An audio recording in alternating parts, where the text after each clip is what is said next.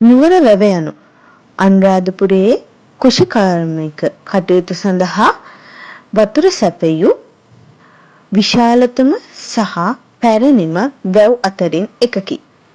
මහාවංශයට අනුව මෙම වැව ක්‍රි.පූර්ව 4 වැනි සියවසේදී පණ්ඩුකාභය රජතුමා විසින් ඉදිකර ඇත.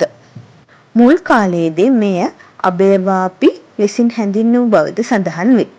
මෙම වැව අක්කර 4400ක් පුරා ව්‍යාප්තව ඇති අතර බැම්මේ විග සැතපුම් 3ක් පමණ වේ. වැවට ජලය සැපූ ප්‍රධාන මාර්ගය වූයේ යෝධ ඇලයි.